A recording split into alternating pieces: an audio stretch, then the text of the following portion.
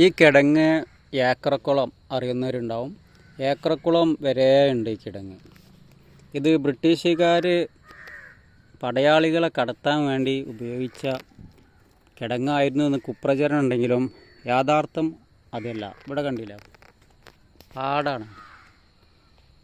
ഈ പാടത്തേക്ക് വർഷങ്ങൾക്ക് മുമ്പ് വെള്ളം എത്തിക്കാൻ വേണ്ടി അന്ന് ആളുകൾ ബ്രിട്ടീഷുകാരാണോ, അങ്ങനൊരു ബ്രിട്ടീഷുകാരാണെന്ന് തോന്നുന്നു, അത് അന്നത്തെ നാട്ടുരാജാക്കന്മാരോ, രണ്ടഭിപ്രായമുണ്ട്.